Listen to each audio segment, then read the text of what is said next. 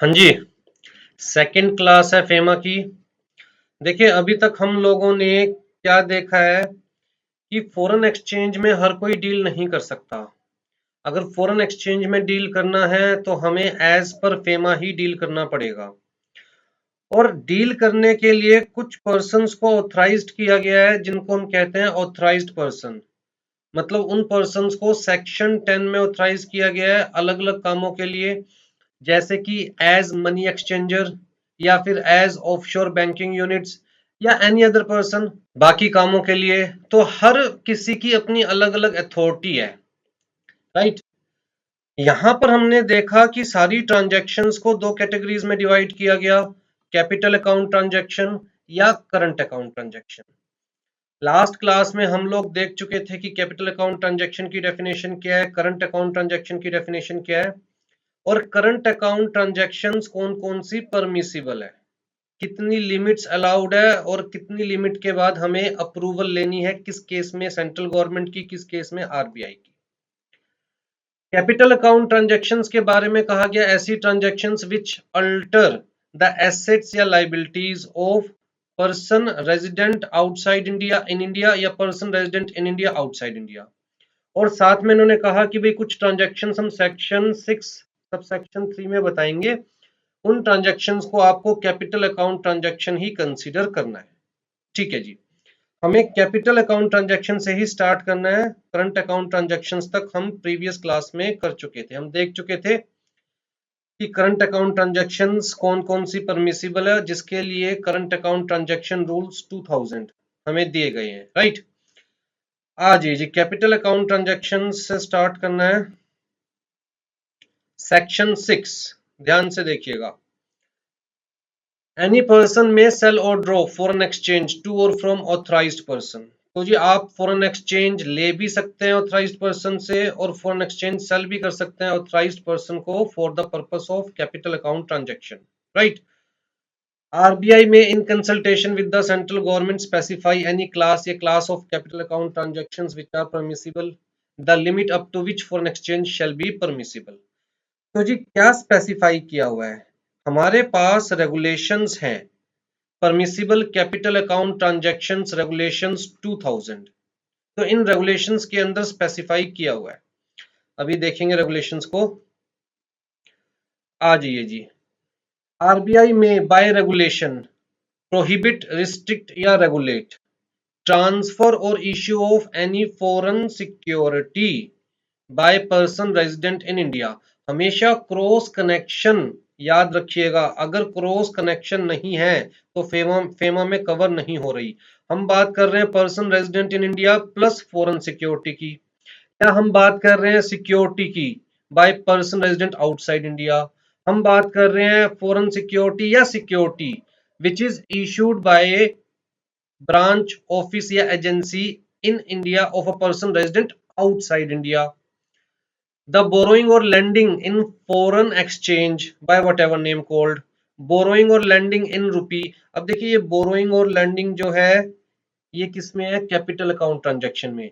लेकिन ऊपर हमने पढ़ा था जब करंट अकाउंट ट्रांजैक्शन की डेफिनेशन पढ़ी थी, तो हमने देखा था कि अगर डे टू डे बिजनेस के अंदर क्रेडिट की बात करते हैं हम, तो उसको हम लोग करंट अकाउंट ट्रांजैक्शन में कंसीडर करेंगे, कैपिटल अकाउंट ट्रांजैक्शन में कंसीडर नहीं करेंगे। Credit facility in the ordinary course of business. लेकिन आप स्पेसिफिकली बोरो कर रहे हैं, मतलब इन द फॉर्म ऑफ लोन या फिर इन द फॉर्म ऑफ सिक्योरिटी, किसी भी फॉर्म में आप बोरो कर रहे हैं स्पेसिफिकली, तो वो हमारी कैपिटल अकाउंट ट्रांजैक्शन में कंसीडर की जाएगी। आप सिक्योरिटीज में डील कर रहे हैं तो ये कैपिटल अकाउंट ट्रांजैक्शन में कंसीडर की जाएगी। सिक्योरिटीज का लेना, सिक्योरिटीज का बेचना, आपका मतलब क्रॉस कनेक्शन जरूरी है। अगर मैं पर्सन रेजिडेंट इन इंडिया की बात कर रहा हूं तो फॉरेन सिक्योरिटी की बात करूंगा, अगर मैं पर्सन रेजिडेंट आउटसाइड इंडिया की बात कर रहा हूं तो सिक्योरिटी की बात करूंगा, राइट, जो फॉरेन सिक्योरिटी नहीं है। हाँ जी। फिर एनी बोरोइंग या लैंडिंग इन रूपी by whatever in whatever form or by whatever name called between person resident in India and person resident outside India. Deposit between person resident in India and person resident outside India. Import, export, holding of currency या currency notes. Transfer of immovable property outside India bye the person resident in India. लेकिन अगर आप lease पे ले रहे हो और lease maximum कितने ईयर की है, 5 ईयर्स की, तो वो यहां पर कवर नहीं हो रहा, तो मतलब उसके लिए आरबीआई रेगुलेशन नहीं बनाएगा। ठीक है। एक्विजिशन और transfer of immovable property in India bye the person resident outside India, again lease पर है, मैक्सिमम कितनी, 5 ईयर्स की, तो उसके लिए रेगुलेशंस नहीं होंगे। गिविंग गारंटी, तो गारंटी देना, सिक्योरिटी देना किसी के डेट के नाम की, किसी के ऑब्लिगेशन के नाम की, किसी की लाइबिलिटी के नाम की, by person resident in India and और to a person resident outside India, और by person resident outside India. तो आप देख रहे हैं हर केस में क्रॉस कनेक्शन है। आपको यहाँ पर याद क्या रखना है, क्या क्या चीज कैपिटल अकाउंट ट्रांजैक्शन में कंसीडर की जा सकती है, राइट। किस किस चीज के लिए रेगुलेशन बनाए जा सकते हैं। सारे रेगुलेशंस आपके सिलेबस में नहीं है, लेकिन आपको ये स्पेसिफिकली याद रखना है। सेक्शन 6 सबसेक्शन 3, दोबारा रिपीट कर रहा हूं क्योंकि यहीं पर डिफाइन किया गया है कौन सी transaction capital account transaction consider की जाएगी। तो जी सिक्योरिटीज के अंदर डील कर रहे हो, लोन्स या बोरोइंग्स या लैंडिंग्स आप कह सकते हैं, उनके अंदर डील कर रहे हो, deposit between person resident in India and person resident outside India, import export या holding of foreign currency, currency notes की बात की जा रही है, राइट। या फिर acquisition of immovable property in India by person resident outside India या outside India by person resident in India, तो भैया ये कैपिटल अकाउंट ट्रांजेक्शन है। ठीक है। इसी तरह क्रॉस लिंक के अंदर आप गारंटी सिक्योरिटी प्रोवाइड कर रहे हैं, तो ये कैपिटल अकाउंट ट्रांजैक्शन है। A person resident in India में hold own transfer invest in foreign currency, foreign security और any immovable property situated outside India if such currency security और property was acquired held or owned by such person when he was resident outside India। तो जी अगर मैं resident outside India था और मैं उस वक्त लेट से यूएसए में रहता था, परमानेंटली यूएसए में ही रहता था, और मैं उस वक्त यूएसए के अंदर प्रॉपर्टी परचेज करता हूं, बाद में मैं इंडिया में शिफ्ट हो जाता हूं और मैं बन जाता हूं पर्सन रेजिडेंट इन इंडिया, और मैं अपनी इस यूएसए वाली प्रॉपर्टी को सेल नहीं करता, तो as person resident in India में इस प्रॉपर्टी को होल्ड कर सकता हूं, क्योंकि मैंने ये प्रॉपर्टी कब एक्वायर करी थी, जब मैं पर्सन रेजिडेंट आउटसाइड इंडिया था, राइट। या फिर मुझे इनहेरिटेंस के अंदर वो प्रॉपर्टी मिलती है किससे, who was person resident outside India. तो मान के चलते हैं मेरा कोई रिलेटिव यूएसए में रहता है जी, और उसकी वहां पर प्रॉपर्टी है, और इनहेरिटेंस में मुझे प्रॉपर्टी मिलती है, मैं कौन हूं, पर्सन रेजिडेंट इन इंडिया। तो भैया मैं इस प्रॉपर्टी को होल्ड कर सकता हूँ, क्योंकि एक्चुअल में मेरी जेब से यहाँ पर कुछ नहीं जा रहा है, इंडिया की जेब से यहाँ पर कुछ नहीं जा रहा है, फ्री में प्रॉपर्टी, इनहेरिटेंस में प्रॉपर्टी मिल रही है, मैं इसे होल्ड कर सकता हूँ। इस केस में भी जब मैं पर्सन रेजिडेंट आउटसाइड इंडिया था, तब मैंने प्रॉपर्टी परचेज की थी, मतलब इंडिया की जेब से तब कुछ नहीं जा रहा था। जब मैं यूएसए में रहता था तभी मैंने प्रॉपर्टी परचेज की थी, तो वहीं की करेंसी से परचेज की, मतलब इंडिया की जेब से कुछ नहीं जा रहा। लोग कहता है आप इसे होल्ड कर सकते हो। इसे होल्ड, इन दो केसेस में प्रॉपर्टी होल्ड करने के लिए आपको किसी की अप्रूवल की, परमिशन की जरूरत नहीं है। सिमिलर केस नीचे है, a person resident outside India में होल्ड ऑन ट्रांसफर या invest in Indian currency security और any immovable property situated in India if such currency security or property was acquired held or owned by the person when he was a resident in India या फिर inherited from the person who was resident in India। ठीक है। तो इन दोनों case में कहता है आपको किसी की अप्रूवल या परमिशन लेने की जरूरत नहीं है। Reserve Bank RBI may by regulation prohibit, restrict or regulate establishment in India of a branch, office or other place of business by a person resident outside India। तो इसका मतलब इवन इस चीज के लिए भी हमारे पास रेगुलेशंस हैं कि अगर कोई person resident outside India, India में ब्रांच खोलना चाहता है, इंडिया में ऑफिस खोलना चाहता है, इंडिया में कोई और प्लेस ऑफ बिजनेस खोलना चाहता है, तो बकायदा उस रेगुलेशन के अंदर हमें प्रोविजंस कंप्लाई करने पड़ेंगे। आ जाइए जी, परमिसिबल कैपिटल अकाउंट ट्रांजैक्शन। तो ये रूल, ये रेगुलेशन आपको याद रहेगा, permissible capital account transaction regulations 2000। Current account transaction के केस में रूल्स हैं,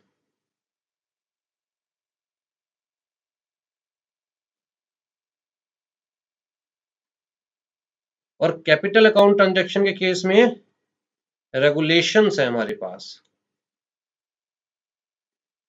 ठीक है जी।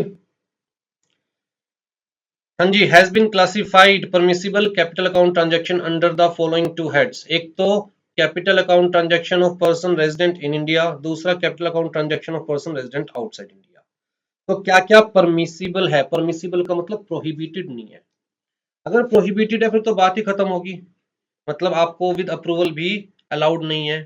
परमिसिबल है, हो सकता है एंट्री अप्रूवल रूट में हो सकता है एंट्री ओपन रूट में हो, राइट, बट एटलीस्ट परमिसिबल है। Investment by person resident in India in foreign securities, foreign currency loans raised in India and abroad by person resident in India. तो हम लोग पर्सन रेजिडेंट इन इंडिया है, अपने point of view से याद रखिए कि हम फॉरेन सिक्योरिटी में इन्वेस्ट कर सकते हैं, परचेज कर सकते हैं। हम लोग फॉरेन करेंसी में लोन ले सकते हैं, चाहे वो लोन इंडिया के अंदर ले रहे हैं फॉरेन करेंसी में या आउटसाइड इंडिया ले रहे हैं फॉरेन करेंसी में। Transfer of immovable property outside India, अगर कोई हमारी इमोल प्रॉपर्टी आउटसाइड इंडिया है, अब ध्यान दीजिए यहाँ पर क्या लिखा है कि अगर कोई इमोल प्रॉपर्टी आउटसाइड इंडिया है, इमोल प्रॉपर्टी हम आउटसाइड इंडिया होल्ड कर सकते हैं as per the provisions of FEMA. तो बट ऑब्वियस सी बात है, ये चीज बार बार रिपीट नहीं करूंगा कि हम जो भी चीज बात कर रहे हैं with in the legal framework बात कर रहे हैं। जो इमोल प्रॉपर्टी हमने होल्ड की हुई है वो as per the provisions of FEMA hold की हुई है। अगर होल्ड कर रखी है तो we can transfer such property. ठीक है जी, हम सेल कर सकते हैं, ट्रांसफर भी कर सकते हैं। Guarantees issued by a person resident in India in favour of person resident outside India. तो ये हम पर्सन रेजिडेंट आउटसाइड इंडिया के नाम की गारंटी प्रोवाइड कर सकते हैं। इंपोर्ट एक्सपोर्ट करेंसी होल्ड कर सकते हैं। अगेन दोबारा बता रहा हूं, सबके लिए हमारे पास स्पेसिफिक प्रोविजंस हैं। परमिसिबल का मतलब ये नहीं है कि आपके ऊपर प्रोविजंस एप्लीकेबल नहीं है, परमिसिबल का मतलब ये है कि प्रोहिबिटेड नहीं है, क्योंकि अगर प्रोहिबिटेड है फिर तो कोई प्रोविजन ही नहीं है उस चीज से। Loans and overdrafts by a person resident in India from a person resident outside India. Maintenance of foreign currency account in India, हम लोग इंडिया के अंदर फॉरेन करेंसी अकाउंट मेंटेन कर सकते हैं, इंडिया के बाहर भी फॉरेन करेंसी अकाउंट मेंटेन कर सकते हैं। इसका मतलब मैं पर्सन रेजिडेंट इन इंडिया हूं, अगर मैं फॉरेन करेंसी बाहर से अर्न करके लाता हूं तो फॉरेन करेंसी या फॉरेन एक्सचेंज अर्नर अकाउंट में मैं अपनी फॉरेन करेंसी मेंटेन कर सकता हूं। ठीक है, मुझे उस केस के अंदर सेल करने की जरूरत नहीं ऑथराइज्ड पर्सन को। Taking out of insurance policy by the person resident in India from the insurance company outside India allowed है जी। Loans and overdraft by the person resident in India to a person resident outside India, तो हम loan ले भी सकते हैं, हम loan दे भी सकते हैं। रेमिटेंस आउटसाइड इंडिया, रेमिटेंस का मतलब क्या होता है? इंडिया से बाहर लेके जाना या इंडिया के अंदर लेके आना, उसको रेमिटेंस बोलेंगे। तो किसकी बात कर रहे हैं? Remittance outside India of capital asset of a person resident in India. तो मान के चलिए जी मैं पर्सन रेजिडेंट इन इंडिया हूं और मैं इंडिया के अंदर अपनी कैपिटल एसेट जैसे कि अपनी प्रॉपर्टी सेल ऑफ करता हूं, तो क्या उसके प्रोसीड्स आउटसाइड इंडिया ले जा सकता हूं? कहता है जी अलाउड है, subject to the rules and regulations. Sale and purchase of foreign exchange derivatives and commodity derivatives abroad by person resident in India. तो कुल मिलाकर जनरली आप देखेंगे तो हर तरह की हमें परमिशन मिली हुई है। हम बाहर इन्वेस्ट कर सकते हैं, हम बाहर प्रॉपर्टी एक्वायर कर सकते हैं, जो प्रॉपर्टी एक्वायर कर रखी है हम उसको ट्रांसफर कर सकते हैं, हम बाहर से लोन ले सकते हैं, हम बाहर लोन दे सकते हैं, हम बाहर की कंपनी से इंश्योरेंस पॉलिसी ले सकते हैं और अपने पैसे को आउटसाइड इंडिया भी ले जा सकते हैं इन फॉरेन करेंसी। अगेन हर चीज subject to rules and regulations. हाँ जी, फिर class of capital account transactions of person resident outside India. तो यहाँ पर भी लगभग सारी परमिशन है जो ऊपर है, मैं फटाफट से रीड कर रहा हूँ। Investment in India bye the person resident outside India. अब जी इन्वेस्टमेंट का मतलब कहता है इंडियन कंपनी के अंदर इन्वेस्ट कर सकते हैं।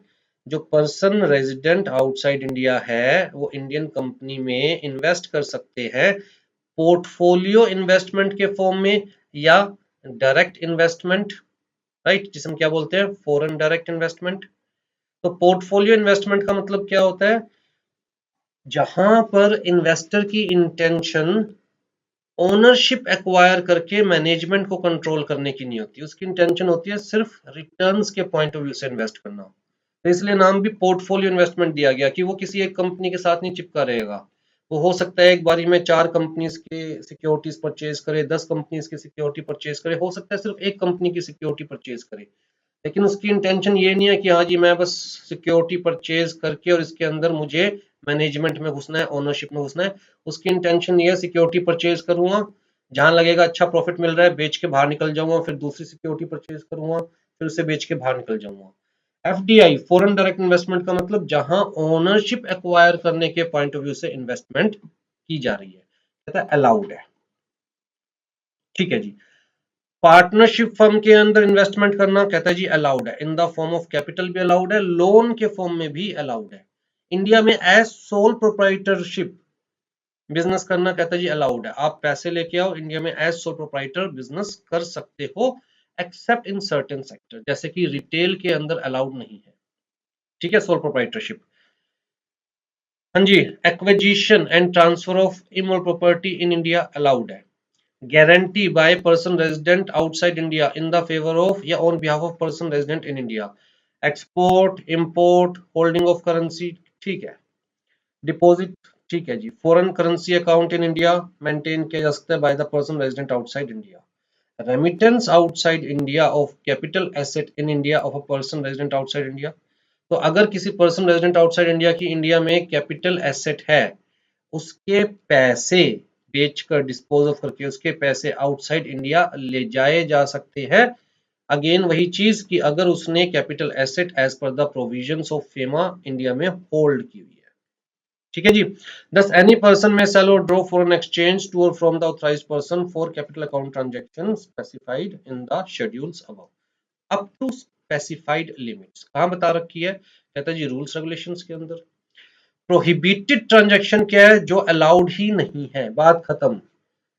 वहां पर कोई अप्रूवल का चक्कर नहीं है, कोई ओपन रूट का चक्कर नहीं है। ठीक है जी। No person resident outside India shall make investment in India in any form in any company और पार्टनरशिप फर्म और एज सोल प्रोप्राइटर और इन एनी एंटिटी, किसी भी फॉर्म में, विच इज एंगेज्ड और प्रपोजेस टू बी एंगेज्ड, कहां पर, in the business of chit fund. तो चिट फंड बिजनेस के लिए फॉरेन इन्वेस्टमेंट अलाउड नहीं है, निधि कंपनी में फॉरेन इन्वेस्टमेंट अलाउड नहीं है, एग्रीकल्चरल या plantation activity foreign investment allowed नहीं है। भैया किसान, जय जवान जय किसान का नारा दिमाग में रखिए। अगर फॉरेन इन्वेस्टमेंट इस फील्ड में भी अलाउड कर देंगे तो किसानों के लिए और मुश्किल हो जाएगी। रियल स्टेट बिजनेस के अंदर या कंस्ट्रक्शन ऑफ फार्म हाउस के अंदर, कहता है जी फॉरेन इन्वेस्टमेंट अलाउड नहीं है, क्योंकि एक्चुअल में अगर मान के चलते ये एक खाली पीस ऑफ लैंड है बहुत बड़ा, और मैं जी एक पर्सन रेजिडेंट आउटसाइड इंडिया हूं, मैं यूएसए में ही रहता हूं, मैं इसे परचेज करता हूं, इसे डेवलप करता हूं। डेवलप करने का मतलब बेसिकली बस प्लॉट वगैरह काट रहा हूं और कुछ नहीं कर रहा। ठीक है, यहाँ रियल स्टेट का मतलब क्या है, खरीदना बेचना सिर्फ। तो मैं डेवलप नहीं कर रहा, एक्चुअली मैं गलत वर्ड यूज कर रहा हूँ। यहाँ पर रियल एस्टेट का मतलब क्या है, सिर्फ खरीदना बेचना। ठीक है, मैं इसे परचेज करके बेचने की कोशिश कर रहा हूँ, प्रॉफिट अर्न कर रहा हूँ। हिंदुस्तान को, इंडिया को क्या मिल रहा है, कहता है इंडिया की ही लैंड है, इंडिया में ही रहेगी, कुछ डेवलपमेंट नहीं हुई, कुछ प्रोग्रेस नहीं हुई, कुछ मॉडर्नाइजेशन नहीं हुई, तो भैया इसके अंदर इंडिया को एक्स्ट्रा क्या मिल रहा है। आप सिर्फ इन्वेस्टमेंट कर रहे हो यहाँ पर लेट्स से 100 करोड़ की, और उसके बाद इसको 120 करोड़ में सेल कर रहे हो सेम लैंड को, 20 करोड़ रुपए आपके पास प्रॉफिट आया, लेकिन इंडिया को क्या मिला, तो हम ये प्रॉफिट आपको आउटसाइड इंडिया क्यों ले जाने देंगे, राइट। और वैसे भी जब तक अगर हम खाली प्लॉट्स की, लैंड्स की, प्रॉपर्टी की बात करते हैं, सेल परचेज की, एक्स्ट्रा ऑर्डिनरी इन्वेस्टमेंट इंडिया में आने देंगे तो ऑटोमेटिकली प्राइस इंक्रीज हो जाएंगे, और प्राइस इंक्रीज हो जाएंगे तो अफोर्डेबल हाउसिंग का जो गवर्नमेंट का सपना है वो खत्म हो जाएगा, इसलिए अलाउड ही नहीं है। अगर आप एक्चुअल में रियल स्टेट का काम करना चाहते हैं, मतलब अगर आप डेवलपमेंट करना चाहते हैं, जैसे डेवलपमेंट ऑफ टाउनशिप, जैसे कि कंस्ट्रक्शन ऑफ रेजिडेंशियल या कमर्शियल प्रीमाइसेस, रोड्स बनाना, ब्रिजेस बनाना, तो अलाउड है। यहाँ पर क्या लिखा हुआ है, is not considered as investment in the real estate and hence such investment is allowed. लेकिन खाली फोकट बस खरीदना और बेचना, उसके लिए फॉरेन इन्वेस्टमेंट अलाउड नहीं है। Trading in transferable development rights, इसमें फॉरेन इन्वेस्टमेंट अलाउड नहीं है। ट्रांसफरेबल डेवलपमेंट राइट्स क्या होते हैं, मान के चलिए जी मेरा एक प्लॉट है और गवर्नमेंट ने ये प्लॉट एक्वायर कर लिया मुझसे, गवर्नमेंट ने मुझसे प्लॉट ले लिया, बदले में मुझे पैसे नहीं दिए बल्कि मुझे एक सर्टिफिकेट दे दिया कि जी गवर्नमेंट ने मुझसे ये प्लॉट लिया है और इसके बदले गवर्नमेंट मुझे दूसरी जमीन देगी उतने ही वैल्यू की, तो मुझे ये सर्टिफिकेट मिला, मुझे पैसे नहीं मिले। तो वो जो सर्टिफिकेट है वो ट्रांसफरेबल होता है, मतलब अगर मैं चाहूं तो किसी और को सर्टिफिकेट बाहर की बाहर सेल कर सकता हूं। ठीक है, कहता है उसकी खरीद बेच के में फॉरेन करेंसी अलाउड नहीं है, फॉरेन इन्वेस्टमेंट अलाउड नहीं है। तो it means certificates issued in respect of category of land acquired for public purpose either by the central government or state government in consideration of surrender of land by the owner without monetary compensation। तो मुझे certificate दे दिया जाएगा कि भैया आपको कहीं और जमीन दे दी जाएगी, और ये सर्टिफिकेट जो है ये ट्रांसफरेबल होते हैं आइदर इन पार्ट और इन होल, तो इनकी ट्रेडिंग चलती है बकायदा, राइट, खरीद बेच चलती है इनकी। तो लोग कहता है उसके अंदर फॉरेन इन्वेस्टमेंट अलाउड नहीं है। आ जाइए जी, कैपिटल अकाउंट ट्रांजैक्शन में किसी भी पॉइंट में कोई डाउट हो तो पूछ लीजिए।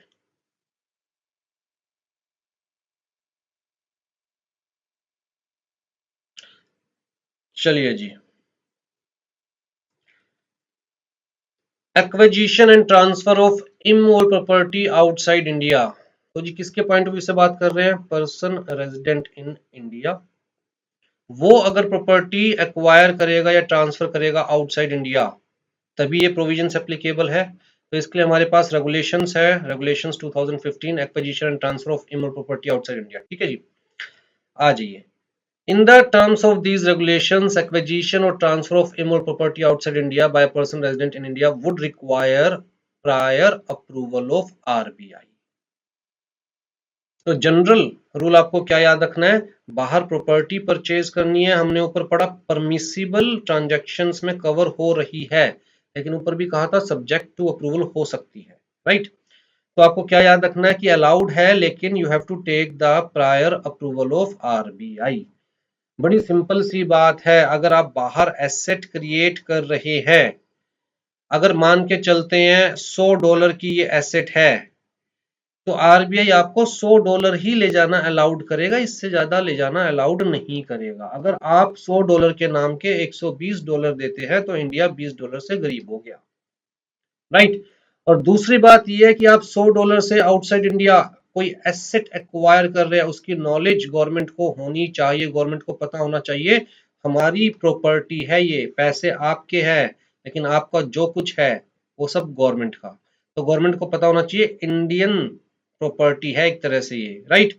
तो गवर्नमेंट के दिमाग में होना चाहिए भैया ये हमारा दावा है उस कंट्री के अंदर जिस कंट्री के अंदर ये प्रॉपर्टी है, तो इसलिए you have to take prior approval of RBI. लेकिन इन केसेस के अंदर आप देखेंगे या तो आपकी जेब से पैसे नहीं जा रहे हैं, या पैसे जा रहे हैं तो वो फॉरेन करेंसी जा रही है जो आप खुद अर्न करके लाए हैं। Property held outside India bye a foreign citizen resident in India. अब मान के चलते हैं जी मैं यूएसए का सिटीजन हूं और एट प्रेजेंट मैं इंडिया में हूं, एट प्रेजेंट इंडिया की मैंने सिटीजनशिप नहीं ली हुई, सिटीजनशिप अभी भी यूएसए की है, लेकिन रेजिडेंशियल स्टेटस तो किस चीज पे डिपेंड करता है कि हम इंडिया में कितने टाइम रुके हैं in the previous year, right. तो उस चीज पे डिपेंड करता है रेजिडेंशियल स्टेटस। तो ऐसा पॉसिबल है कि एक फॉरेन नेशनल इंडिया में रेजिडेंट हो सकता है। अब जब मैं यूएसए का सिटीजन हूं तो यूएसए के अंदर मेरी प्रॉपर्टी भी होगी as citizen of foreign nation. अगर मैं उस फॉरेन नेशन में प्रॉपर्टी होल्ड कर रहा हूं तो चाहे मैं इंडिया का रेजिडेंट बन जाता हूं as per the provisions of FEMA, फिर भी मैं उस प्रॉपर्टी को होल्ड कर सकता हूं। ठीक है जी। Property acquired by a person on और before 8th July 1947 and held with the permission of RBI. तो भैया ये कौन सी डेट है, कोई बताना चाहेगा तो? बेसिकली आप ये मान के चलिए कि बिफोर इंडिपेंडेंस की बात की जा रही है, एक तरह से मान के चलिए कि जब इंडिया आजाद हुआ उस वक्त आपकी प्रॉपर्टी वहां पर थी आउटसाइड इंडिया, और क्योंकि उस वक्त आपकी प्रॉपर्टी थी और उस वक्त ऐसी कोई रिस्ट्रिक्शन नहीं थी that you have to take the approval of RBI या सेंट्रल गवर्नमेंट, राइट, तो आप उस प्रॉपर्टी को होल्ड कर सकते हैं with the permission of RBI. ठीक है जी।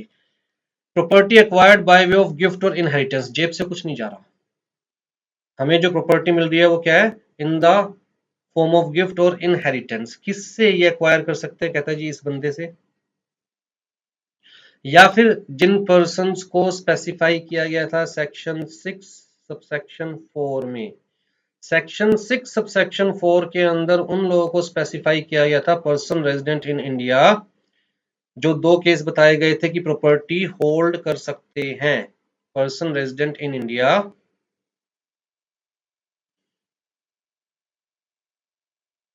में होल्ड ऑन ट्रांसफर ये वाली प्रॉपर्टीज। तो अगर ऐसे किसी पर्सन रेजिडेंट इन इंडिया ने इस वे में प्रॉपर्टी होल्ड या एक्वायर की हुई है और आपको उनसे गिफ्ट मिलता है या इनहेरिटेंस में मिलती है प्रॉपर्टी, तो आप उसे होल्ड कर सकते हैं, कोई दिक्कत नहीं है, कोई परमिशन लेने की जरूरत नहीं है। और सबसे बड़ी बात, आपकी जेब से कोई पैसा नहीं जा रहा, कोई फॉरेन एक्सचेंज हमारी नहीं जा रही। हाँ जी। Property purchased out of funds held in resident foreign currency account, जो फॉरेन करेंसी मैं खुद कमा कर लाया हूं इंडिया के अंदर और मैंने अपना यहाँ पर अकाउंट ओपन करवाया रेजिडेंट फॉरेन करेंसी अकाउंट, और उसमें मैंने वो डिपॉजिट करवा दी, तो भैया मैं खुद कमा के लाया था ना ये फॉरेन करेंसी। अगर मैं इसको यूज कर रहा हूँ बाहर प्रॉपर्टी को परचेज करने में, तो गवर्नमेंट पे तो कोई बर्डन नहीं पड़ रहा ना फॉरेन करेंसी का, तो अलाउड है। Property acquired jointly with the relative who is the person resident outside India, मेरा भाई रहता है यूएसए के अंदर, तो लोग कहता है अगर वो आपके साथ in joint name property purchase करता है तो अलाउड है। बस हमारा कहना ये है कि आपकी जेब से पैसा नहीं जाना चाहिए, अगर वो फ्री में आपको जॉइंट होल्डर बनाता है तो अलाउड है, provided that there is no outflow of funds from India. Property acquired by way of inheritance और gift from a person resident in India who acquired the property as per the provisions of this law. Simple सी बात।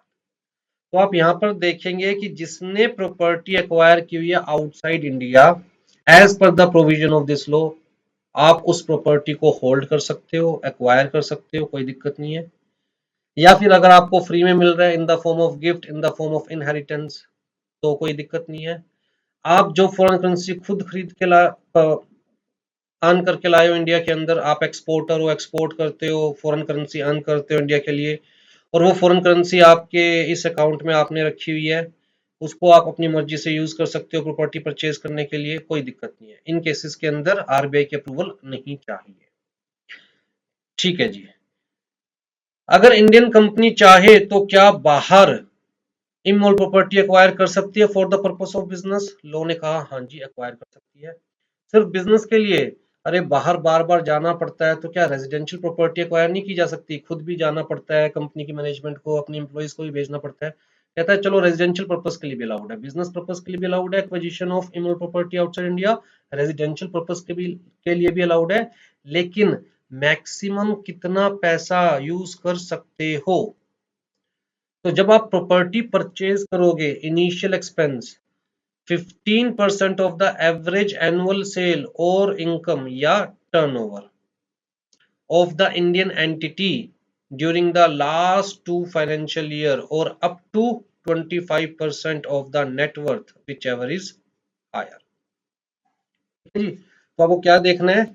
कहता है आपका बाहर business है, अच्छा जी, तो आप बाहर से कुछ ना कुछ तो अर्न करके लाते होंगे इंडिया के अंदर, तो ठीक है, आपको अलाउड है।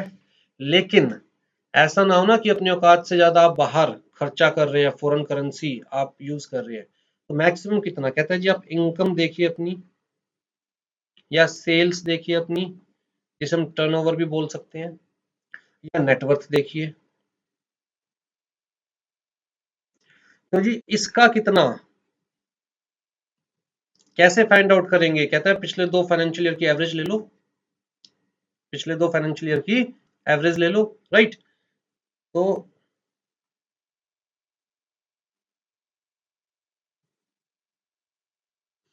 और इसका कितना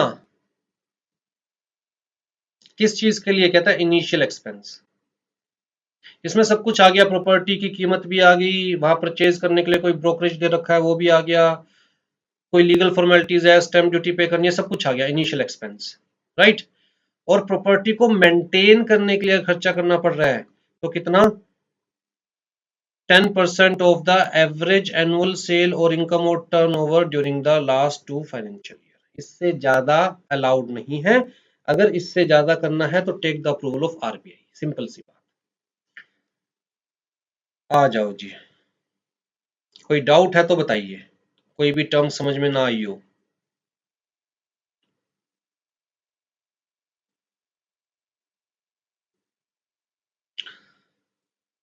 हाँ जी, बाहर आप सामान भेजते हैं, बाहर आप जॉब करने जाते हैं, बाहर आप प्रॉपर्टी सेल करते हैं, तो भैया कितना आप जो अमाउंट रियलाइज कर रहे हैं उसको वापस भी लेकर आना है।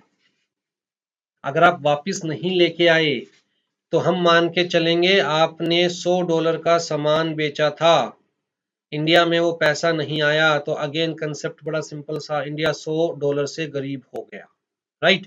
बाहर आपने $1,00,000 का, वैसे डॉलर को लैक्स में नहीं बोलते, 1 मिलियन लिख देते हैं, ठीक है।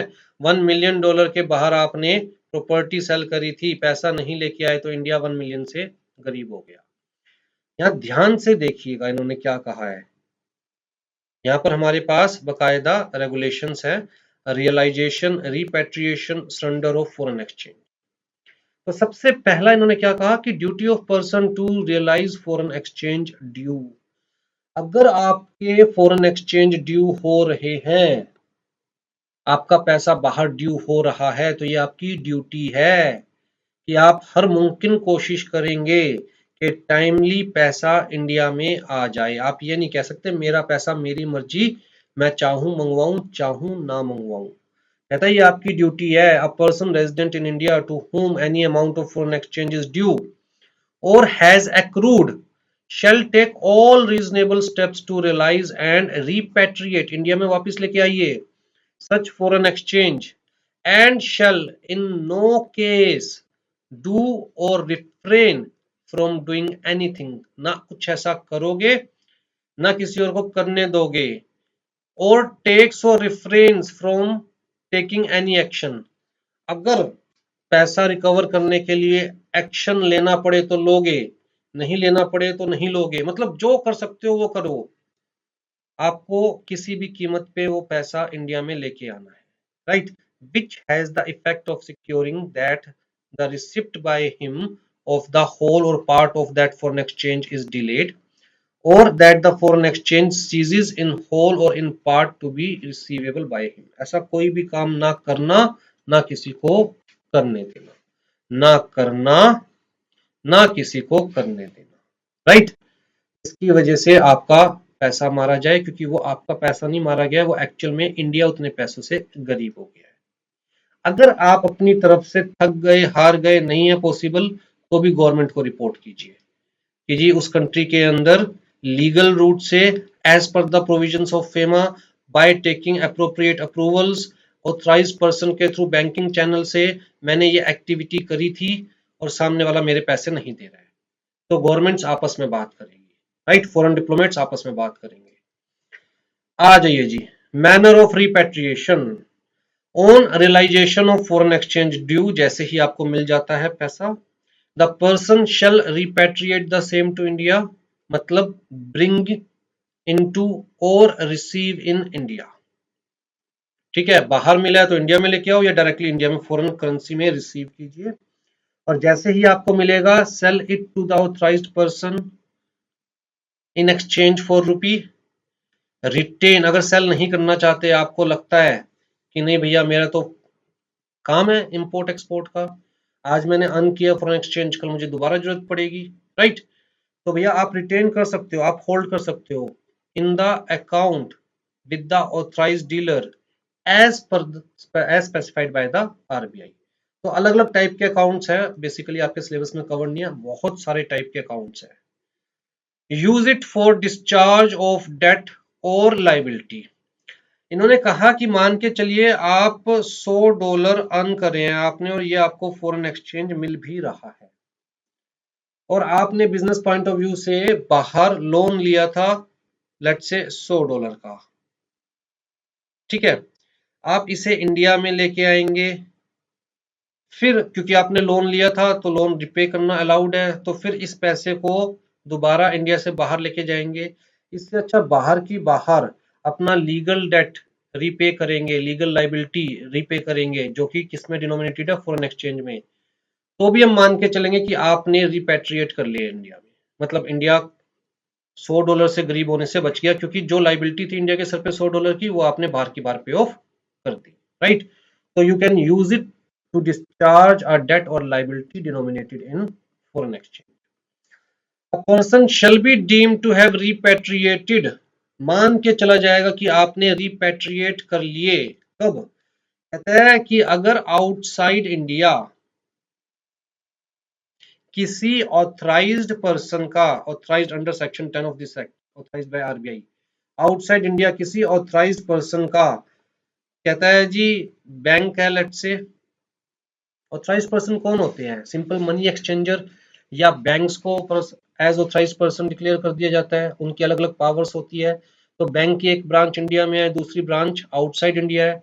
आप जो बाहर वाली ब्रांच है उसको फॉरेन करेंसी दे रहे हैं, और हम पढ़ चुके हैं कि उस ब्रांच के ऊपर भी फेमा एप्लीकेबल है, उसको फॉरेन करेंसी दे रहे हैं, और इसी बैंक की दूसरी ब्रांच इंडिया में आपको रुपी दे रही है, लोग कहता है तब भी हम मान के चलेंगे कि आप इंडिया में रिपैट्रिएट कर लिया आपने, क्योंकि आपने अल्टीमेटली ये सरेंडर कर दिया ऑथराइज्ड पर्सन को, इंडिया में नहीं, चाहे आउटसाइड इंडिया सरेंडर किया, लेकिन आपने सरेंडर कर दिया ऑथराइज्ड पर्सन को, राइट। तो उन्होंने कहा when he receives in India payment in rupee from the account of bank or exchange house situated in any country outside India maintained with an authorized dealer।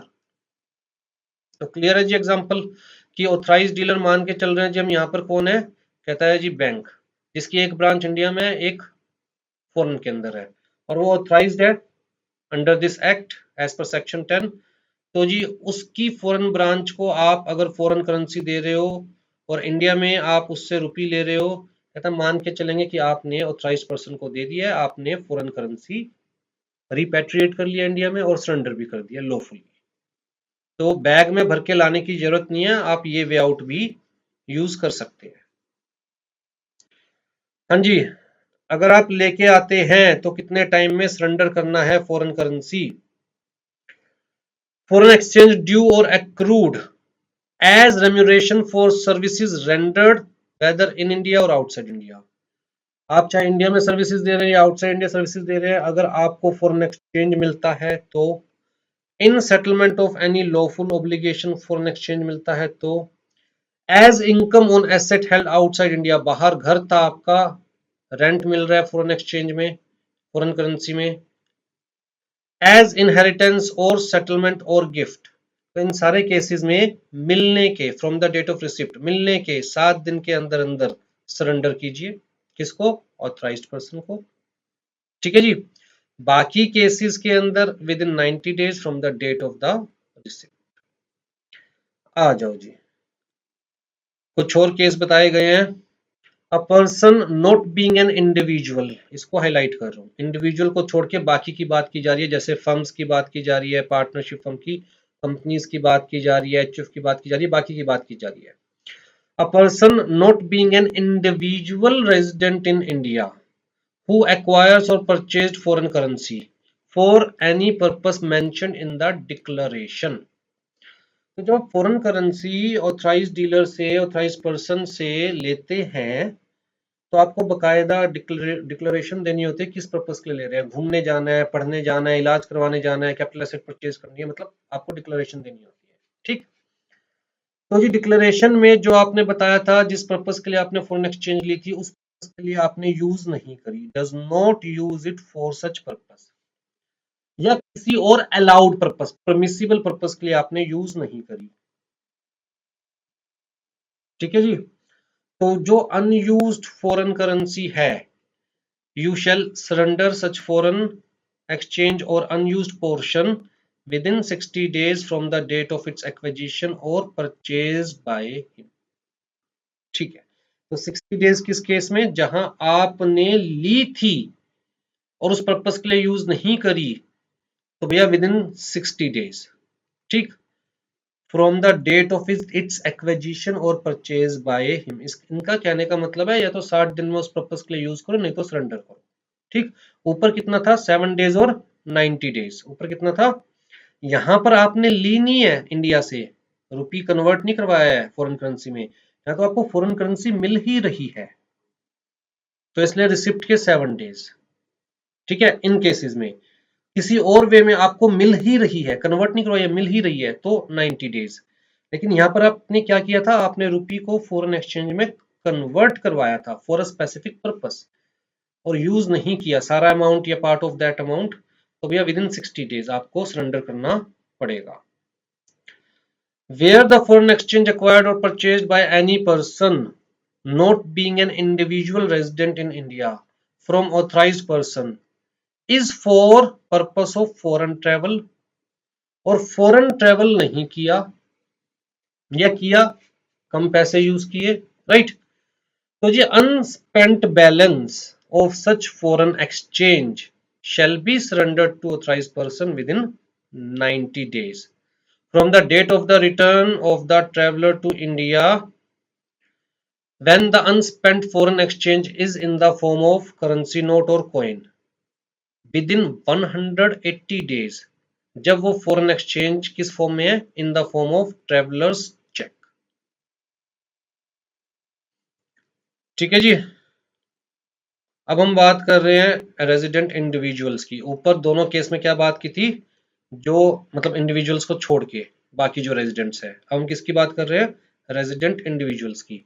A person being resident individual in India shall surrender the received, realized, spent, unused foreign exchange, whether in the form of currency notes, coins, travelers check, किसी भी form में है, within the period of 180 days from the date of such receipt, realization, purchase, acquisition, date of his return to India as the case may be।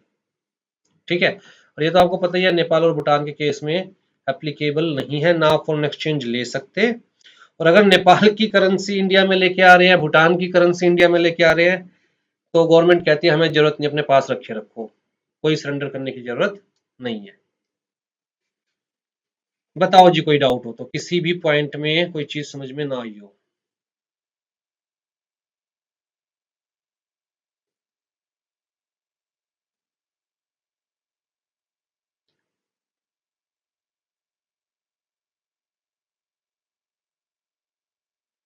आ जाइए जी, remittance of assets. Remittance का मतलब क्या है, यहाँ पर रेमिटेंस का मतलब है आउटसाइड इंडिया रेमिट करने की बात कर रहे हैं, कि भैया कौन इंडिया से बाहर ले जा सकता है। यहाँ रेमिटेंस का क्या मतलब है, ले जाना नहीं है सिर्फ, आप इंडिया के अंदर कुछ लाए थे फॉरेन एक्सचेंज इन एनी फॉर्म, अब आप उसको बाहर ले जाने की बात कर रहे हैं, राइट।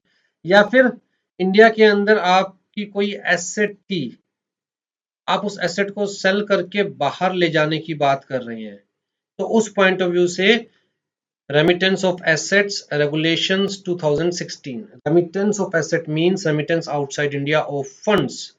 किस चीज से related funds, deposit with a bank or firm or company, provident fund balance या superannuation benefit, amount of claim or maturity proceeds of insurance policy, sale proceeds of shares, security, immovable property, any other asset held in India in accordance with the provisions of FEMA. ठीक है जी। बाहर से एक non resident आता है, person resident outside India.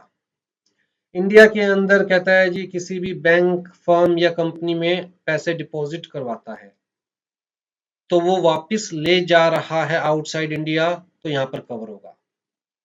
कहता है person resident in India या person not permanent resident in India, India में आके जॉब करता है।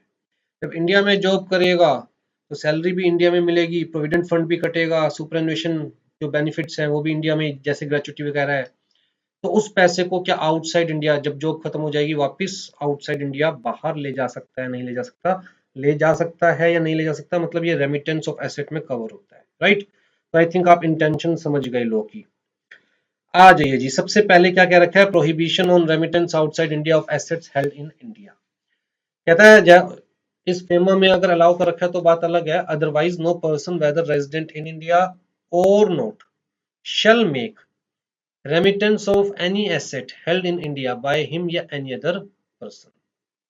ना आप अपने बिहाफ पर ले जा सकते, ना किसी और के बिहाफ पर ले जा सकते, लेकिन आरबीआई को पावर दी गई, अगर आपको लगता है कि आपके साथ कुछ अनजस्ट हो रहा है और आपको लगता है कि लीगली आप ले जा सकते हो, तो आरबीआई से आप परमिशन ले सकते हो। किस केस में अलाउड है वो देखिए। हाँ जी, a citizen of foreign state, तो फॉरेन नेशन मतलब फॉरेन सिटीजन, ठीक। और इस फॉरेन सिटीजन के अंदर हम दो लोगों को एक्सक्लूड कर रहे हैं, person of Indian origin and the citizen of Nepal और Bhutan. Person of Indian origin को हम नीचे कवर करेंगे, ठीक है जी। सिटीजन ऑफ नेपाल और भूटान को तो अलाउड ही नहीं है फॉरेन करेंसी आउटसाइड इंडिया ले जाना, क्योंकि इनके देश में तो इंडियन रुपी चलता है, तो लोग कहता है भैया इंडियन रुपी ले जाओ, हम फॉरेन करेंसी क्यों खराब करें आपके लिए, right. Who has retired from an employment in India or has inherited the asset from the person referred to in subsection 5 of section 6 of the act। याद है ना, सेक्शन 6 में सबसेक्शन 4 पढ़ा था, सबसेक्शन 5 पढ़ा था, दोबारा से दिखा देता हूं। सबसेक्शन 4 था person resident in India, subsection 5 था पर्सन रेजिडेंट आउटसाइड इंडिया, जो कि इंडिया में प्रॉपर्टी होल्ड कर सकता है, राइट।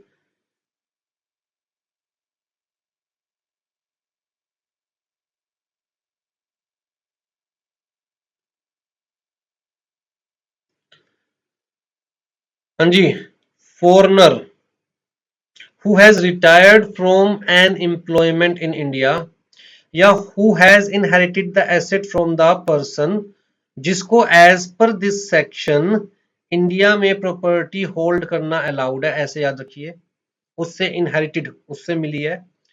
या फिर कहता है जी मियाँ इंडिया में काम कर रहा था, बीबी बाहर है और मियाँ की डेथ हो गई इंडिया के अंदर, तो जो बाहर बीबी है, मतलब मियाँ की प्रॉपर्टी तो इंडिया के अंदर है ना, तो प्रॉपर्टी की मालकिन कौन होगी, बीबी, विडो या विडोर जो भी है, राइट, स्पाउस।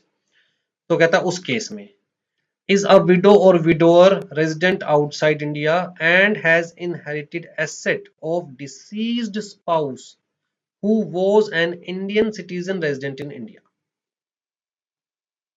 ठीक है जी।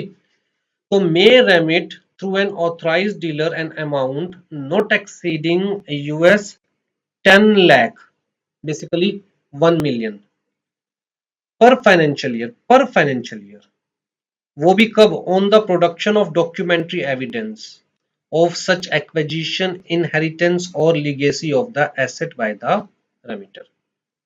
ठीक, तो कितना रेमिट करके ले जा सकते हैं आउटसाइड इंडिया एक फाइनेंशियल ईयर में, $1 मिलियन मैक्सिमम। अगर एसेट जो मिली थी विडो को वो $10 मिलियन की थी, तो भैया $1 मिलियन ले जा सकती है हर साल। अगर ज्यादा लेके जाना है तो talk to RBI, take permission of RBI, सीधी सी बात है। ठीक है, ये अलाउड है, इसके लिए परमिशन लेने की जरूरत नहीं है। सारी चीजें ऑथराइज डीलर के ऑथराइज पर्सन के थ्रू चलेगी। ऐसा नहीं है अलाउड है तो इसका मतलब अपनी मर्जी से लेके चले जाओगे पैसे। सब चीजें चलेगी ऑथराइज डीलर ऑथराइज पर्सन के थ्रू। वो सारे रिकॉर्ड्स मेंटेन करेंगे, अकाउंटिंग बैंकिंग चैनल के थ्रू, अकाउंट के थ्रू पैसा ट्रांसफर होगा, सारी डिटेल्स आरबीआई को और गवर्नमेंट को जाएगी। जहां मैं कह रहा हूं परमिशन नहीं लेनी, वहां भी रिपोर्टिंग है, डिटेल सारी गवर्नमेंट के पास जाएगी। हाँ जी, इस जो लिमिट ये जो बताई गई है ना, मैक्सिमम सीलिंग लिमिट की, इससे ज्यादा नहीं ले जा सकते, इस लिमिट में क्या क्या अलाउड नहीं है।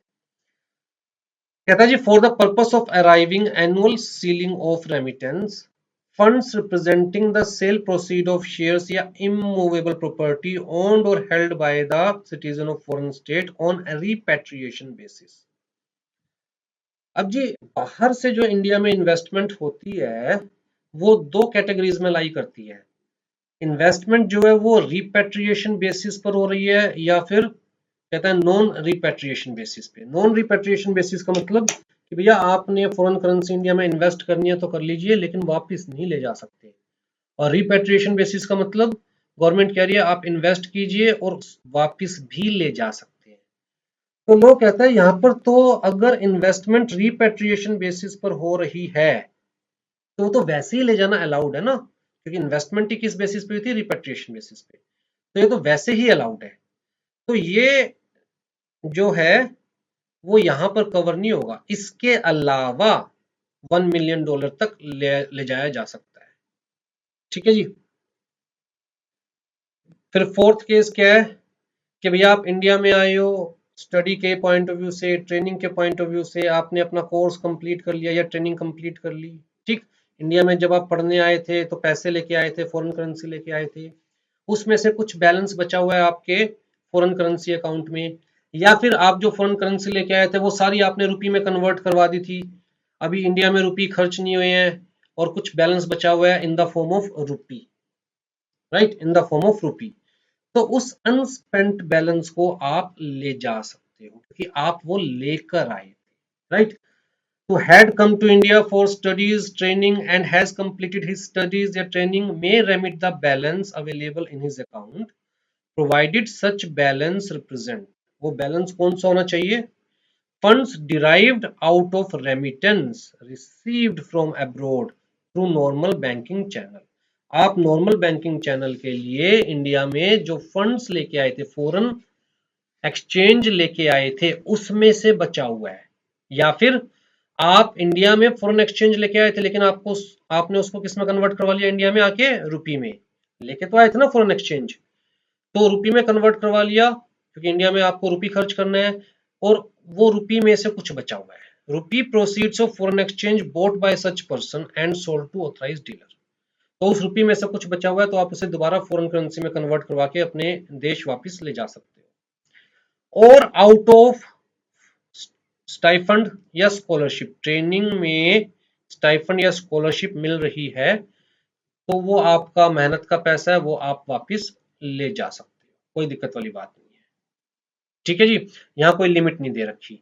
ऊपर वाले केस में लिमिट दे रखी है कितनी, $1 मिलियन की, लेकिन उसमें अगर आपने इन्वेस्टमेंट किसी भी एसेट में की थी ऑन रिपैट्रिएशन बेसिस तो वो पैसा तो आप ले जा ही सकते हो, तो इस लिमिट में ये कवर नहीं हो रहा, इसके अलावा इतना ले जा सकते हो।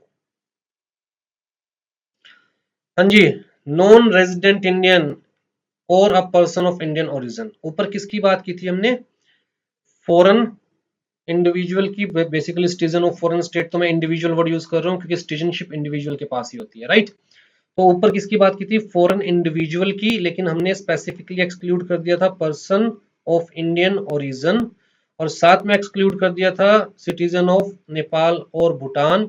ये तो हमेशा ही एक्सक्लूडेड रहेंगे, और पर्सन ऑफ इंडियन ओरिजिन की बात मैं नीचे कर रहा हूँ।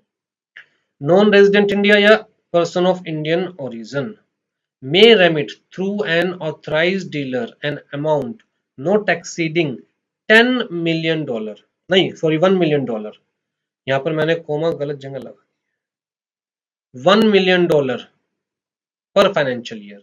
कहां से? अब जी एनआरआई कौन होता है, अपना ही कोई रिश्तेदार बाहर गया था, बाहर कुछ समय से रह रहा है, इंडिया में वापस आया है, तो वो क्या नॉन रेजिडेंट इंडियन है? तो इंडियन ही है, तो Indian he, but non resident Indian. तो जब वो इंडिया में आएगा तो इंडिया में भी उसकी प्रॉपर्टी हो सकता है, और हो सकता है वो बाहर से भी इंडिया के अंदर फॉरेन करेंसी लेके आया हो, राइट। तो कहता है out of the balance held in the non resident ordinary account, जो आप बाहर से इंडिया में लेके आए हो, आपको इस अकाउंट में डिपॉजिट रखने हैं और इसी अकाउंट से यूज कर सकते हो, वो पैसा वापस ले जा सकते हो जब इंडिया से बाहर जाओगे। Sale proceeds of assets and या assets acquired by him by way of inheritance legacy, तो जो आपका इंडिया में एसेट था, क्योंकि आप अल्टीमेटली हो क्या इंडियन, बाहर रह रहे हो कुछ टाइम से, वापस इंडिया में आए हो, तो इंडिया में हो सकता है आपकी एसेट हो, तो वो बेच कर कहता है जी प्रोसीड्स आप आउटसाइड इंडिया ले जा सकते हो। Under the deed of settlement, parents ने सेटलमेंट कर दिया, फैमिली में सेटलमेंट हो गया, राइट, और आपके हिस्से भी कुछ आया है, made by either of his parents और रिलेटिव्स, ठीक, आपके भी हिस्से कुछ आया है, लेकिन कब ले जा सकते हो? Settlement taking effect on the death of the settler, तो जी on the production of the original deed of settlement. ठीक है जी, कोई डाउट हो तो दोनों में से किसी भी पॉइंट में पूछ लीजिए।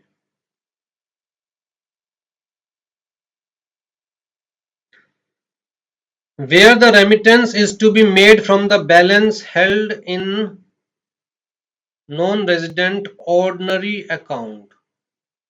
Non-resident ordinary account. The account holder shall furnish an undertaking. क्या undertaking देना है? The said remittance is sought to be made out of the remitter's balance held in the account arising from his या her legitimate receivables in India. कि भैया ये जो पैसा इसके अंदर है ये मेरा ही है, किसी और का पैसा नहीं है, या मैंने किसी से उधार नहीं लिया है, right, and not by borrowing from any other person और a transfer from any other NRO account.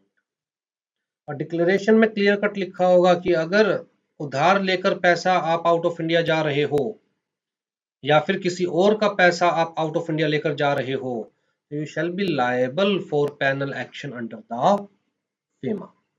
ठीक, आप अपना पैसा ले जा सकते हो, लेकिन ये थोड़ी ना है कि अगर आपको अपना पैसा ले जाना अलाउड कर दिया क्योंकि आप इंडियन हो, तो इसका मतलब आप उस चीज का मिसयूज करोगे और आप उधार पैसा लेकर इंडिया से बाहर ले जाओगे, या फिर आप किसी और का पैसा अपना दिखाकर इंडिया से बाहर ले जाओगे, राइट। हाँ जी, remittance out of assets of Indian company under liquidation. अब सिंपल सी बात है, अगर कोई बाहर से इंडिया में आकर कंपनी इनकॉर्पोरेट करता है, अगर कंपनी इंडिया में इनकॉर्पोरेटेड है तो वो कंपनी क्या कहलाएगी? अब जी वो कंपनी अगर लिक्विडेट हो रही है तो जिन लोगों का पैसा कंपनी में लगा हुआ है वो चाहेंगे कि कंपनी की एसेट्स हमें वापस मिल जाए, पैसा वापस मिल जाए, कंपनी बंद होने जा रही है, राइट। तो ऑथराइज्ड डीलर इन इंडिया में allow such remittance out of the assets of the companies under liquidation subject to following condition. Authorized dealer shall ensure that the remittance is in compliance with the order issued by the court, क्योंकि liquidation का मामला है in India, or order issued by the official liquidator or liquidator in case of voluntary winding up.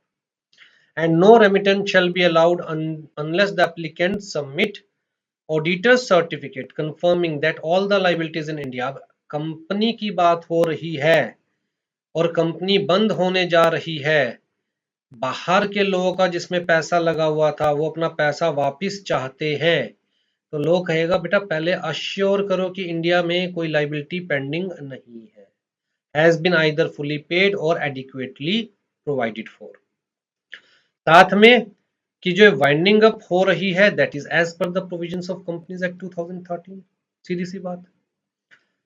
हाँ जी, in case of winding up otherwise than by court, या court की जगह आप एनसीएलटी ले सकते हैं। फेमा अलग चीज है, कंपनी लॉ अलग चीज है, तो इन्होंने आज भी कोर्ट ही लिखा हुआ है।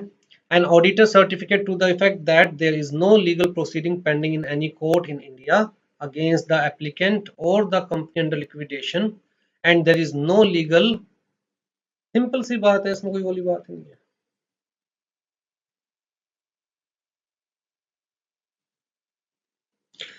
Permission to an Indian entity to remit funds in certain case. अब ये क्या कह रहे हैं, ये कह रहे हैं मान के चलिए जी, एक कंपनी है यूएसए में, उसने अपना एक ऑफिस खोला है इंडिया में। ठीक है जी, ऑफिस क्या, सब्सिडरी कंपनी मान लीजिए, इंडिया में खोला है। तो अब वो एंटिटी क्या है, बेसिकली इंडियन एंटिटी, क्योंकि इंडिया में इनकॉर्पोरेट हुई है। अब जी यहाँ के एम्प्लॉइज भी आके जॉब तो करेंगे ना, राइट। अब जब यहां पर जॉब की जाएगी, या सिंपल सी बात, जैसे कि हम लोग बाहर जाके जॉब करते हैं, टीसीएस में मैं काम कर रहा हूँ, मान के चलो टीसीएस मुझे बाहर भेज देती है, तो बाहर जो मैं सर्विस कर रहा हूँ उसके नाम का जो मेरा प्रोविडेंट फंड वगैरह कटेगा, वो कहाँ मेंटेन्ड होगा, टीसीएस में, इंडिया में मेंटेन्ड होगा ना। वहां तो मैं टेम्पररी टाइम के लिए गया हूँ, 2 साल के लिए, 3 साल के लिए, तो प्रोविडेंट फंड जो कटेगा वो कहाँ मेंटेन्ड होगा, इंडिया के अंदर। इसी तरह अगर बाहर का बंदा इंडिया में आके काम करता है किसी इंडियन एंटिटी में और जॉब कर रहा है, तो उसका भैया प्रोविडेंट फंड वगैरह जो मेंटेन होगा वो कहाँ मेंटेन होगा, यूएसए के अंदर मेंटेन होगा ना। इंडिया में तो फॉर द टाइम बिंग उसको भेजा गया है किसी प्रोजेक्ट के लिए या किसी भी काम के लिए, राइट। तो ये वो सिनेरियो कह रहे हैं। An Indian entity may remit the amount being its contribution towards the provident fund। तो जी बंदा इंडिया में काम कर रहा है, प्रोविडेंट फंड एम्प्लॉई के अकाउंट से भी कटता है और एम्प्लॉयर के अकाउंट से भी कटता है, कहाँ जाएगा, यूएसए में जाएगा, क्योंकि कहाँ पर मेंटेन हो रहा है प्रोविडेंट फंड, यूएसए में मेंटेन हो रहा है, तो यूएसए में जाएगा तो फॉरेन करेंसी में जाएगा, या सुपर एनुएशन फंड जैसे कि ग्रेचुटी है, या pension fund in respect of, मुझे प्रोनाउंस करना नहीं आता, अपने आप कर लीजिएगा, मैं कोशिश करता हूँ, होता नहीं है, राइट। इसका मतलब क्या है, जिसका प्रोविडेंट फंड बाहर मेंटेन्ड होता है, सिंपल सी बात। ठीक है जी, प्रिंसिपल एम्प्लॉयर जो है आउटसाइड इंडिया है, इंडिया में तो टेम्पररी तौर पे भेजा गया था, जैसे टीसीएस हम लोगों को भेजती है, इंडियन कंपनी हम लोगों को आउटसाइड इंडिया भेजती है प्रोजेक्ट पर 1 साल के लिए, 2 साल के लिए, तो ऐसे ही उस बंदे को इंडिया में तो टेम्पररी तौर पे भेजा गया था एम्प्लॉयमेंट के लिए। वो बंदा क्या है, resident in India but not permanently resident in India. और याद है ना, resident in India but not permanently resident in India कौन होता है, कहता है जो इंडिया में जॉब पर है, स्पेसिफिक जॉब के लिए, स्पेसिफिक टाइम पीरियड के लिए, या फिर स्पेसिफिक जॉब के लिए जो कि मैक्सिमम 3 इयर्स, मतलब 3 साल बाद वापस जाना ही जाना है, या फिर स्पेसिफिक टाइम पीरियड के लिए, टाइम पीरियड खत्म होकर वापस जाना ही जाना है, राइट। तो वो बंदा रेजिडेंट है but not permanently resident in India, कहता है भैया उसका जो प्रोविडेंट फंड है, ग्रेचुटी फंड है, पेंशन फंड है, वो तो आउटसाइड इंडिया प्रिंसिपल एम्प्लॉयर के पास ही तो मेंटेन्ड होगा, और कमा कहाँ रहा है वो, इंडिया के अंदर, क्योंकि फिलहाल जॉब इंडिया में कर रहा है।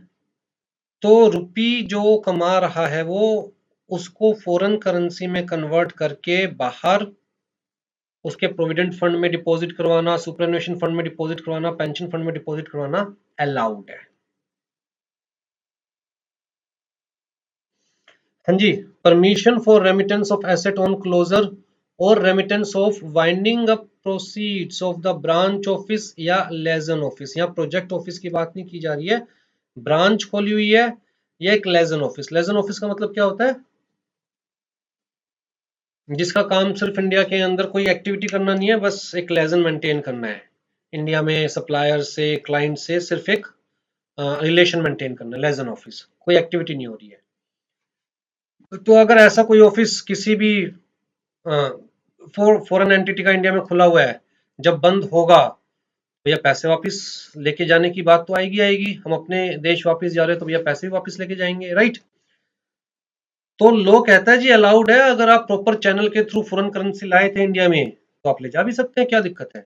अ ब्रांच और office established in India bye the person resident outside India में for making remittance of asset on the closure or remittance of its winding up proceeds apply to may apply to authorized dealer concerned supported by the following documents. क्या copy of RBI permission for establishing branch या office in India wherever applicable.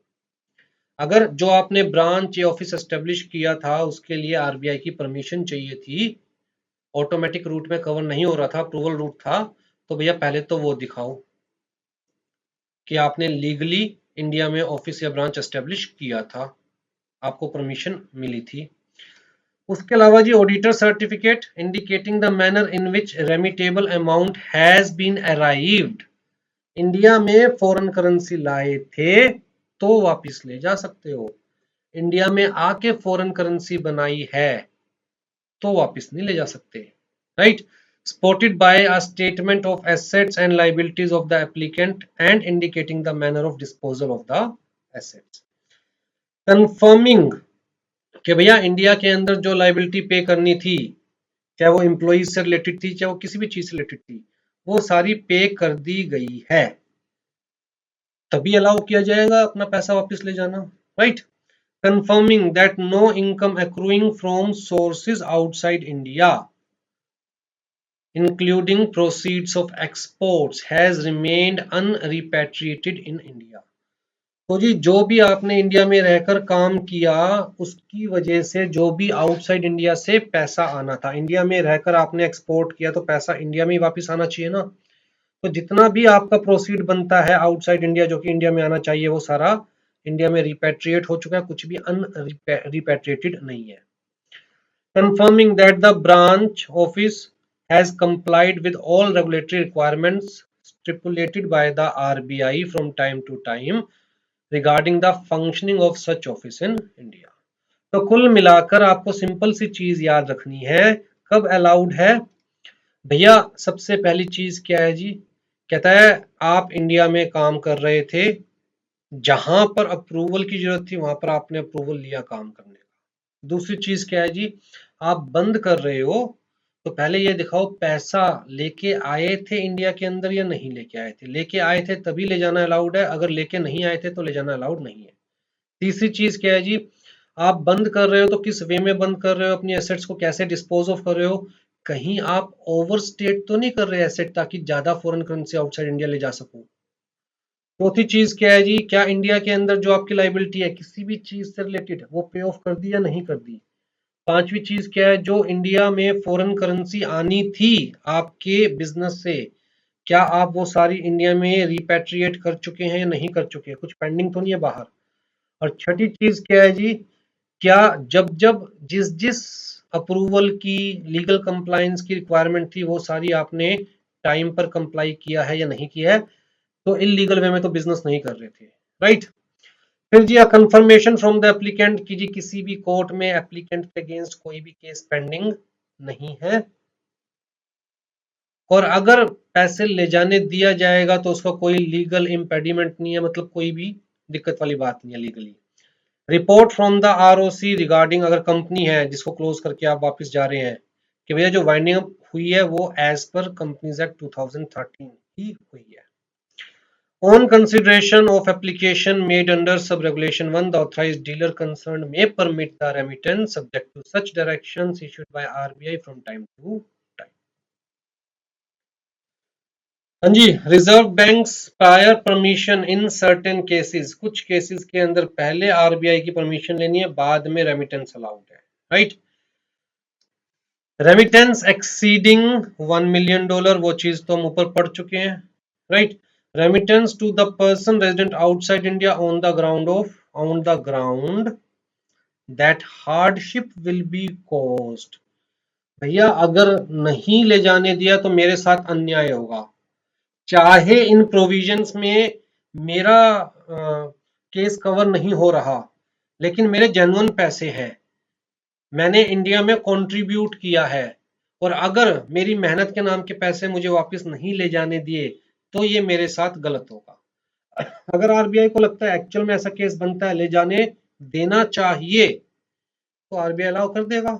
अगर 1 million से ज्यादा आपको repatriate करनी है, ऊपर वाले केसेस में जहां 1 मिलियन की लिमिट थी, तो भैया आपको आरबीआई से अप्रूवल लेनी पड़ेगी।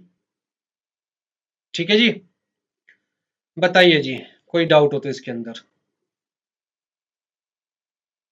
बस इतना बता दीजिए जो मैं बोल रहा हूँ वो समझ में आ रहा है।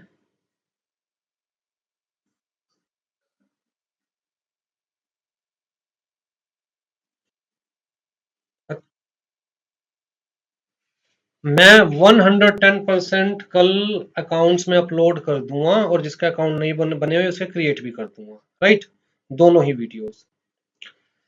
आ जाओ जी, लास्ट टॉपिक आज का, क्योंकि इससे ज्यादा मैंने इतना ही आज के लिए सोच रखा था, क्योंकि इससे ज्यादा तो फिर समझ में भी नहीं आएगा। हाँ जी, बेसिकली है तो अब थोड़ा सा ही चैप्टर, लेकिन इससे ज्यादा पढ़ाऊंगा तो समझ में भी नहीं आएगा।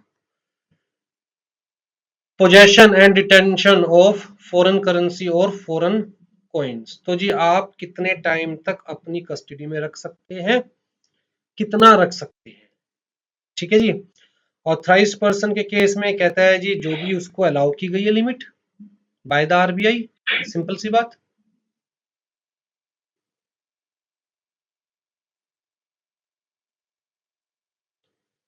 ठीक है जी, किसी और पर्सन के केस में कहता है अगर हम कॉइन्स की बात करते हैं, फॉरेन कॉइन्स की, तो जितने मर्जी रखो अपने पास, कोई दिक्कत नहीं है।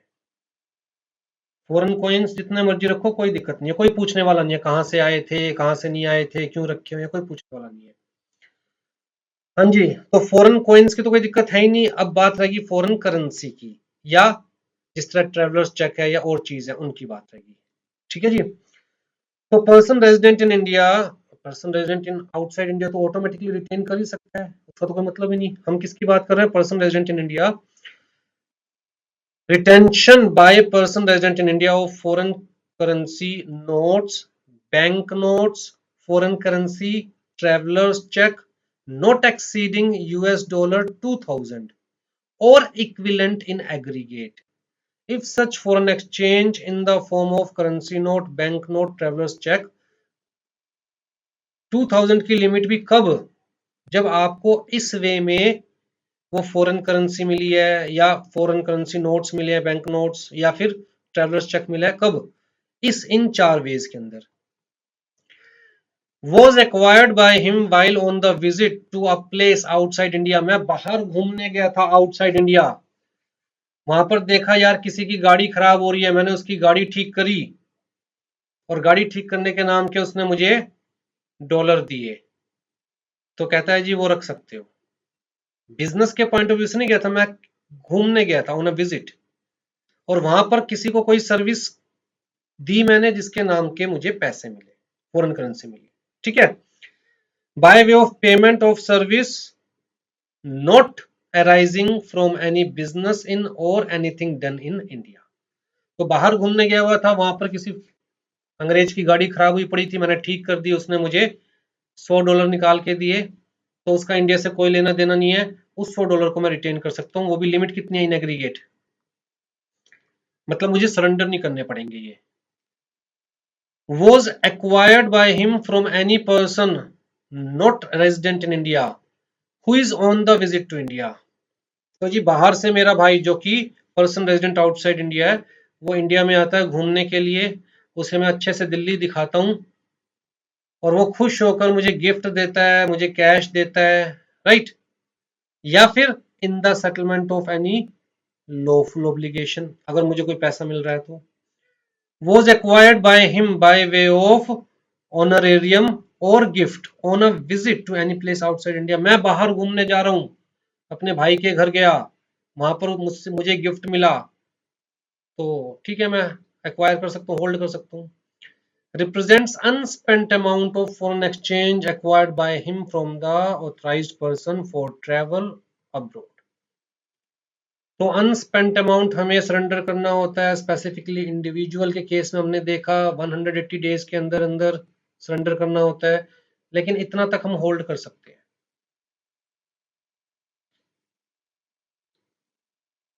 और ये हर केस में $2000 नहीं है, इन एग्रीगेट है। हाँ जी, possession of foreign exchange by the person resident in India but not permanently resident, not permanently resident, again ये डेफिनेशन हम कई बार डिस्कस कर चुके हैं। अब जी जिसने वापस बाहर जाना है, बाहर से आया है, इंडिया में किसी काम से आया है, स्पेसिफिक टाइम के लिए जॉब पे आया है और वापस बाहर जाना है, तो वो तो जब वो रहता ही बाहर है, वापस बाहर जाना है, तो उसके पास तो फॉरेन करेंसी होगी ना। तो कहता है जी person resident in India but not permanently resident in India therein में possess without limit foreign currency in the form of currency note, bank note, travellers cheque, कोई फर्क नहीं पड़ता, if such foreign currency was acquired, held, owned by him when he was resident outside India and has been brought into India in accordance with the regulation made under the